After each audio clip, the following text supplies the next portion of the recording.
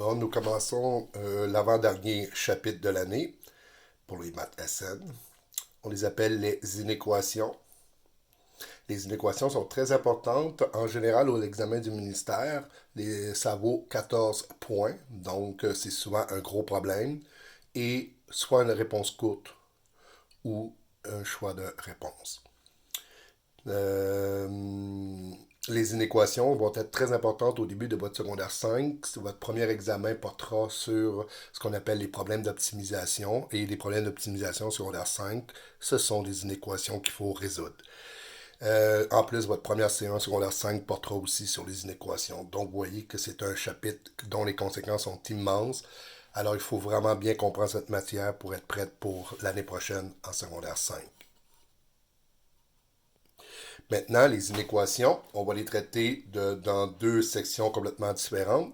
Les inéquations, on va d'abord les traiter du premier degré. Donc, le premier degré, ça veut dire que c'est simplement des exposants 1 pour y et pour x. Alors, on va le faire d'abord à une seule variable et ensuite, on va le faire avec deux variables. Deuxième partie, on va le faire après pour des inéquations du deuxième degré. Donc, des inéquations du deuxième degré, c'est quand le y, l'exposant est 1 et quand l'exposant du x est 2.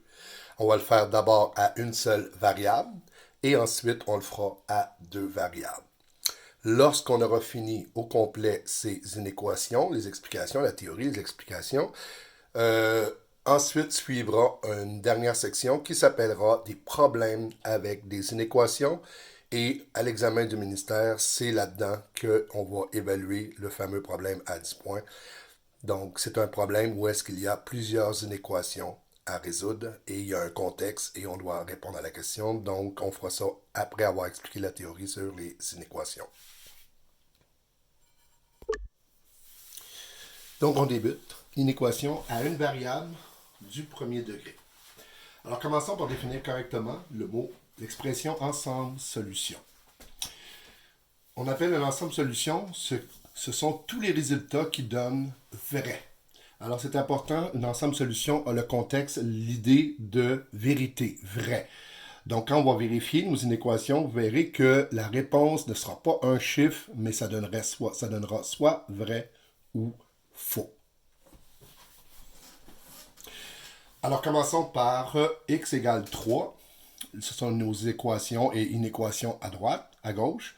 Alors, l'ensemble solution pour x égale 3, c'est nécessairement x égale 3, la seule réponse possible. Alors, graphiquement, sur la ligne noire, on représente 3 avec une boule pleine pour dire que 3 est le seul résultat. X n'est pas égal à 3. Quelle serait l'ensemble solution? Ben, ce serait tous les x qui appartiennent à R sauf 3. Par exemple, si je prends 4, est-ce que c'est vrai que 4 n'est pas égal à 3? C'est vrai. Donc, 4 fait partie de l'ensemble solution. C'est pour ça que l'ensemble solution, ce sera tous les chiffres réels sauf 3. Et si on représente ça sur une droite, on voit que c'est toute la ligne qui est noircie. C'est l'ensemble solution au complet, toute la ligne. Seul 3 a une boule vide pour dire que 3 est exclu. Maintenant, on a x plus grand ou égal à 3. L'ensemble solution, c'est tous les x qui appartiennent de 3 inclus à l'infini. L'inclusion, c'est parce qu'il y a un égal à x plus grand ou égal à 3. Donc, on inclut le 3. Si on le représente, on met 3 fait partie de l'ensemble solution puisque l'égalité est permise. Donc, la boule est pleine. Et on continue jusqu'à l'infini. Faites la différence avec le prochain, x plus grand que 3. On voit que cette fois-ci, il n'y a pas l'égal, donc le 3 n'est pas dans l'ensemble solution.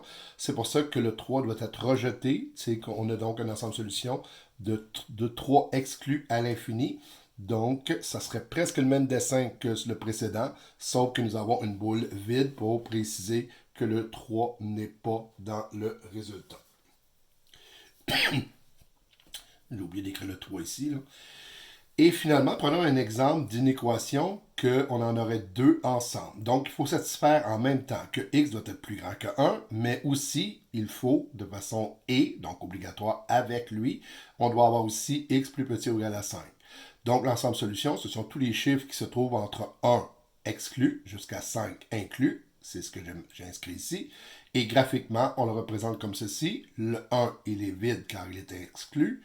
Et le 5, il est plein car il est inclus. Et notre dernier, Je manque un peu de place, là. Donc, j'ai 4x plus 3 plus grand ou égal à 7.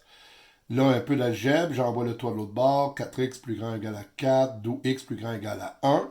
Alors, 1 est inclus parce qu'il y a le égal, donc 1 boule pleine, et plus grand que 1, donc l'ensemble solution, c'est tous les chiffres 1 inclus jusqu'à l'infini. Ça s'exprime graphiquement par 1 boule pleine jusqu'à la droite. Je pense que vous allez dire que ceci, c'est de la révision de secondaire 3, et vous avez bien raison, vous avez fait tout ceci en secondaire 3, mais par contre, je voulais mettre l'accent sur l'expression qui est ici.